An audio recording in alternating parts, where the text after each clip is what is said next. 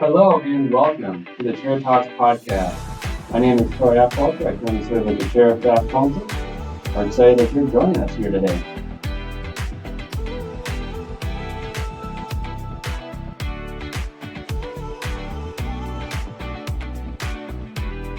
Today we're joined by Amber Jean, the co-lead housekeeper here in Facility Services. Welcome to the show, Amber. Hello, nice to be here. And what particular part of campus do you work in? I work in the new student center and I also work in tower, ground, first floor. Currently overseeing second and first as we're trying to hire a new housekeeper. All right. Good luck in the search. And then we also have Laura Ziegler, who is a housekeeper. Welcome to the show, Laura. I work over in summers in the dorms and suites and I do the rest life and all that area. Yeah. Like that. Awesome. We're coming up on Thanksgiving, the end of November. So I'm going to start with you, Amber, with this question, and then we'll go to Laura. Just anything interesting or fun you like to do this time of year? Any traditions or anything new that you're trying this year? A tradition of mine during the holiday season and Thanksgiving is going to the parade and then going to Bentleyville with the kids before it gets too busy. We also like going down to the deck to eat Thanksgiving dinner.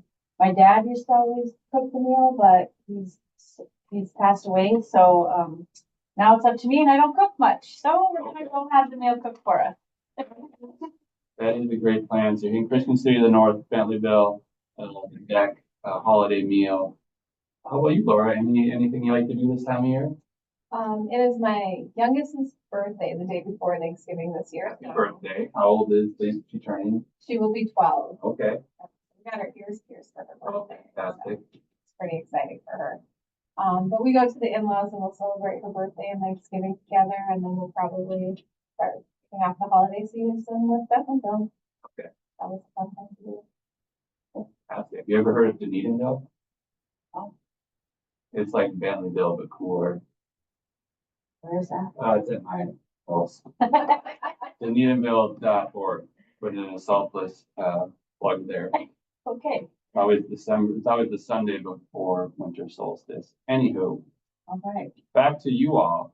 Let's talk about your day-to-day work. So I'm going to start with Laura, with you this time. Just walk us through a typical work day or a work day. What are you doing? I work 6:30 to 3. So I get here and go to Summers and get my cart ready. I'm sure everyone's seen us around with our carts, and then I start in Res Life. There's the 2 big bathrooms there and the windows and all that, so I start over there.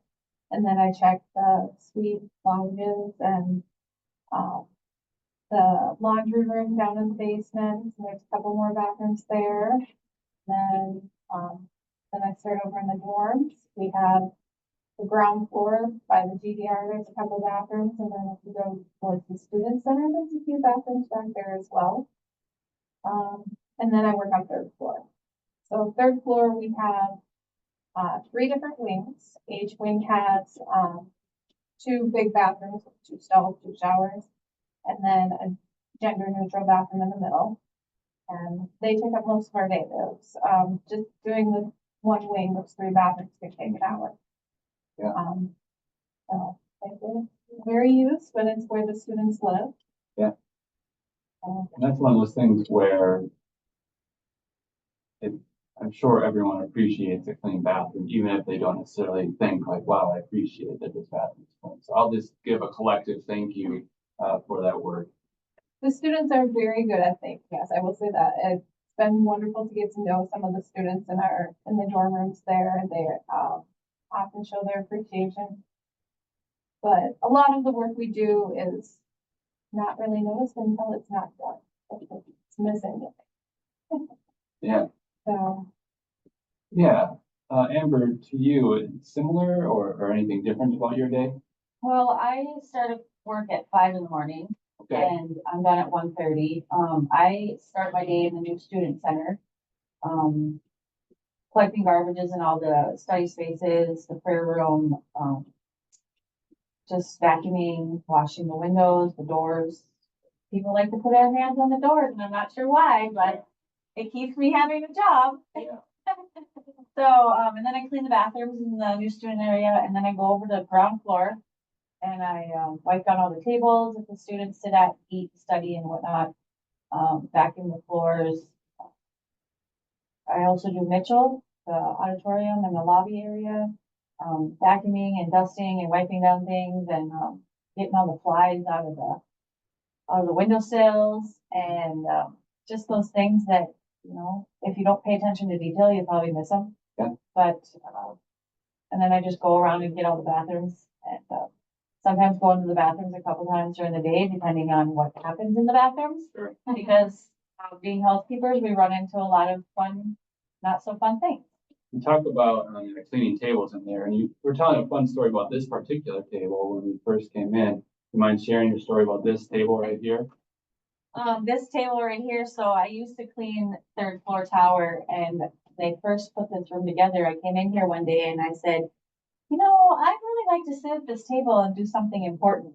And so today I'm sitting at this table doing this podcast with Troy and Laura, and I feel like that's pretty important because it's important that the community here sees what housekeepers do on a day in, day out basis, right? Because we are what keeps this place clean. Yeah. And so, and like Laura said, not a lot of things are noticed until they're not done, right? And sometimes we can't get to everything. Well, for one thing, we're short staffed right now. We're in process of trying to hire a housekeeper. So, you know, we have a lot of extra jobs to do on top of our already job that we have to do. And so, and I don't always think people realize that when they notice that something hasn't gotten done. It's not that we're not doing our job. It's just that we have a lot on our plate to do, right? So, so yeah, I'm really thankful to be sitting at this table, even though when Troy asked me to do this podcast, I'm like, nope, I'm not doing that. And then I was like, okay, well, I guess, yeah, so I'm gonna try it. And here we are. That's right. And I love how you bring up the flags in the windows and things like that, because there are a lot of areas that we do that you don't really think of. And even when I was talking about it, like the lounges and the kitchenettes and the hallways, dusting in the hallways, that's where there's dust on things every time I go by them, even though we clean them daily. But there's a lot of little corners that we do that we don't even, I guess, think about. We just kind of do them. Yeah. I mean, and it is nice when the students, when we interact with students or even staff, you know, they'll say, they're very thankful to have clean toilets. Mhm. And they thank us for doing the job that we do. But, you know, because I was just talking to someone this morning about, you know, some people, I don't think some people think of the housekeepers because we're down here, right? We're not really down here. Like if we didn't have housekeepers on staff here, you wouldn't want to come to school here because it would be a mess. Mhm. It would be smelly, it would be dirty, garbage would be everywhere, you know? And so we are kind of like what keeps this place going as far as keeping it clean and presentable and having all the first impression areas clean and, you know, for students that come in with their parents and all that kind of thing. Yeah, I agree. There's this anecdote that I've heard, and I don't know if it's a true story or just a good story, but there's a story about how there was a housekeeper that works at a NASA lab and they were cleaning the floors and someone stopped and asked them, what are you doing? Or what, you know, what's your role? What do you do? And this person said, well, I'm putting a person on the moon. And I think that gets to your point of what do you do? Well, you're educating students. You are helping, you know, you're playing a role in that mission of the college. Because I also think of your title of housekeeper, and housekeeper, a house is a home. We have, you know, literally students, this is their home. This is where they live while they're here. So you're tending a home, which starts to then think about community and hospitality and our values. One of the things we love over in Summers, Beth and I working there, is getting to interact with students, because you're right, Summers is their home. With the dorms, they use the lounge and the kitchenettes and the laundry, and if they have a problem, they do seek us out, and it's nice to be able to be there for them and to make some of those connections with them. And You're like a mother to many students. yeah. Cause their moms aren't here, you know, so they kind of need someone to go to and be like, hey, like how do I do this? Yeah, I've had students ask me about the bus systems and how to find places to get more laundry soap and, when they not know how to wash their laundry, we have gone in there and helped them and taught them how to do that. And lots of things we get to do with them and they know they can seek us out and ask questions and it's fun to see them grow and flourish at our school. So I'll ask a question about the big picture. So when you think about the College of St. Scholastica, we all are staff of this organization. What do you think are some of the important issues that the college should be thinking about in terms of its staffing, in terms of how it runs and operates? What are some things you think are important for the college to be thinking about? And we'll start with Amber or with Laura, whoever is correct. I think just the staffing really, honestly. So I've been asking for that and pushing for that for him because it's important.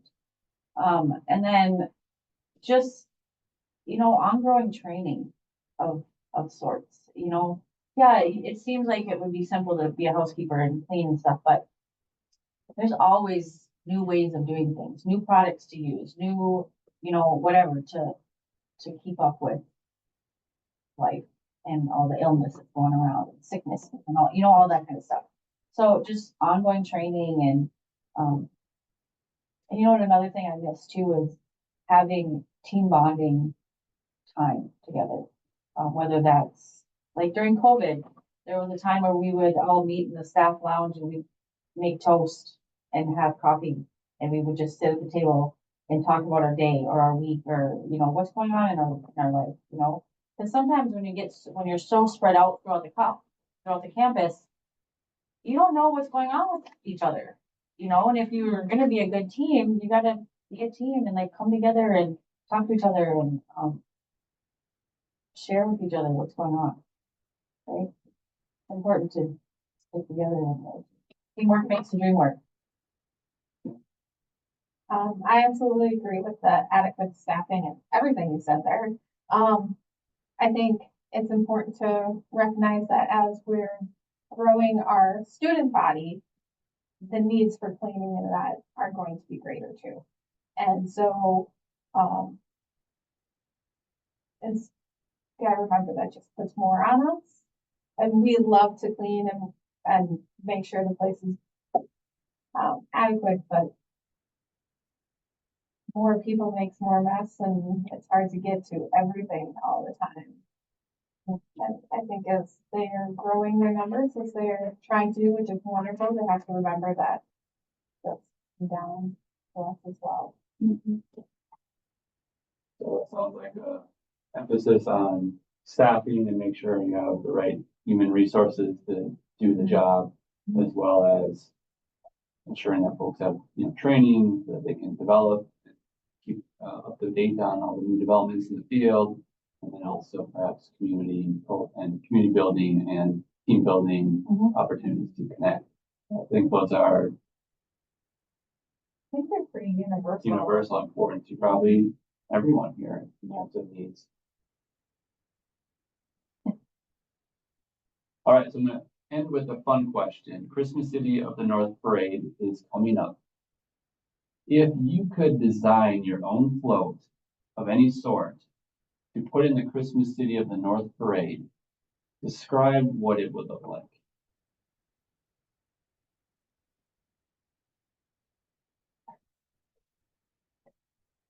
Like a St. Scholastica float, like a Up to you. fleet float, like I'd make a Harry Potter float because we celebrate Christmas and Harry Potter too, and we love Harry Potter here, and yeah, I think it would be fun. What would you have on your float? I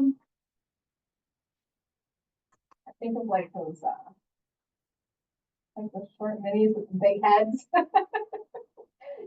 Something kind of cartoony, I guess. Very good. Would you have, like children dressed up as, the students from Hogwarts walking around the float and, I don't know, casting magical spells on the crowd. Lots of trees, or big trees, however you want to do it, lots of lights, very magical and fun. All right. I'm a big Harry Potter. Very good. So Laura's gonna come in with a Harry Potter float this year because she's sitting in the north. And Amber, how about you? What kind of float would I have?